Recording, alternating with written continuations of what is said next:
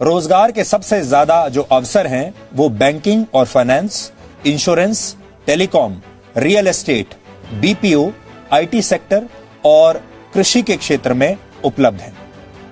लेकिन लॉकडाउन और corona virus की वजह से लगभग हर क्षेत्र में उपलब्ध रोजगारों की संख्या कम हुई है। इस साल की शुरुआत से लेकर सितंबर महीने तक भारत में रोजगार की दर क्या थी, उसका आंकड़ा इस समय आपकी स्क्रीन पर है। पहले चरण में हम आपको सिर्फ सरकारी नौकरियों की जानकारी दे रहे हैं। प्राइवेट सेक्टर में उपलब्ध नौकरियों के बारे में भी आपको बताएंगे और भविष्य में इस मुहिम में हम ऑर्गेनाइज्ड और अनऑर्गेनाइज्ड सेक्टर्स को भी आपके लिए शामिल करें। आपकी योग्यता 8वीं कक्षा से लेकर पीएचडी तक की क्यों ना हो, हम आपको आप सबके लिए उपलब्ध रोजगार के अवसरों के बारे में लगातार बताते रहेंगे, आपको अपडेट हम देते रहेंगे। भारत के लोग और खासकर युवा रोजगार की खबरों को क्यों प्राथमिकता देना चाहते हैं, इस बारे में हमने आम लोगों से बात की, युवाओं से बात की, उनके माँ बाप से भी बात की। उन्होंने क्या कहा आज आप सबको सुनना चाहिए ताकि आपको समझ में आए कि हमारे देश में लोगों की असली प्राथमिकताएं क्या है। इस कोरोना टाइम पे सबसे ज्यादा जो इफेक्ट हुए हैं वो स्टूडेंट्स हुए हैं, क्योंकि उनको अपने भविष्य का पता नहीं है, उनको एक्चुअल किस रास्ते पे जाना है। एक्चुअल में सब स्टूडेंट तैयारी कर रहे हैं, लेकिन पेपर समय पे नहीं होने की वजह से वो डिप्रेशन में चले जा रहे हैं। ड्यू टू कोरोना वो ज्यादा परेशान है। लास्ट ऑर्गेनाइजेशन में मैंने काम करा, 3 महीने इंटर्नशिप करी और यही था कि मैं एज एन एम्प्लॉय हो जाऊंगी, बट कोविड की वजह से कुछ हो नहीं पाया।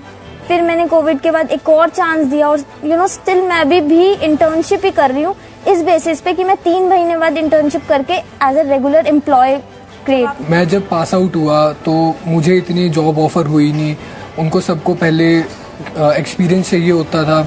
लेकिन फिर जब मैंने इंटर्नशिप की, मैंने कहा कि इंटर्नशिप आप मुझे करवा दीजिए, तो उन्होंने कहा कि अभी इंटर्नशिप के लिए भी हमारे पास कोई प्लेस है नहीं, अगर आपको फ्री में हमारे पास काम करना है तो आप फ्री में कर लीजिए। तो मैंने फ्री में भी हाँ कर दिया था।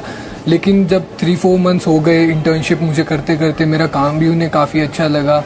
लेकिन उनके बाद उन्होंने मुझे कहा कि आपके अभी हमारे पास सफिशिएंट प्लेस नहीं है कि प्रॉपर हम एक जॉब ऑफर करें आपको, तो उन्होंने फिर मुझे इंटर्नशिप से भी हटा दिया। कई लोगों के लिए है, पर कई लोगों के लिए जॉब बहुत ज़्यादा इम्पोर्टेंट है।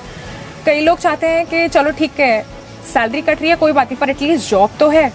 तो जॉब सिक्योरिटी इस टाइम पे सबसे ज़्यादा मेरे हिसाब से बहुत ज़्यादा इम्पोर्टेंट है, रैदर देन थिंकिंग कि हाँ सैलरी आ रही है या नहीं आ रही है। सैलरी कम आ रही है कोई बात नहीं, आप अपने एक्सपेंसेस कम कर सकते हो, पर अगर जॉब ही हाथ में नहीं है तो सैलरी भी नहीं होगी। हम ग्रेजुएट्स की समस्या तो ऐसी हो गई कि 120 की स्पीड से चलती हुई गाड़ी पे जैसे किसी ने एकदम से ब्रेक मार दिया हो।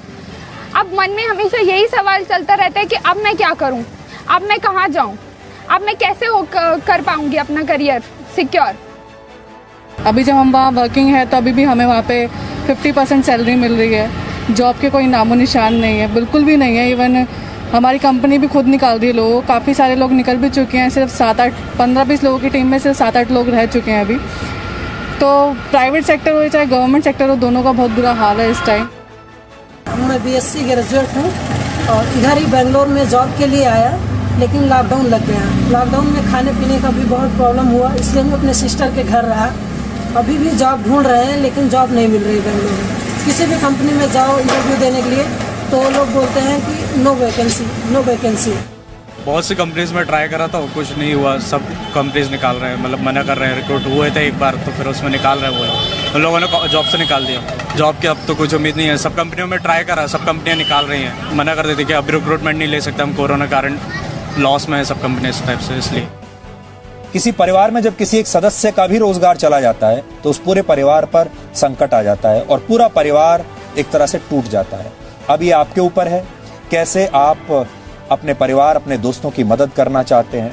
और आज हम आपके साथ मिलकर ये तय करना चाहते हैं कि क्या इस देश में हमेशा नेगेटिव न्यूज ही ट्रेंड करेगी। और हमारा समर्थन उन 25 करोड़ परिवारों के साथ है जो इस समय किसी न किसी मुश्किल में है या नौकरी ढूंढ रहे हैं।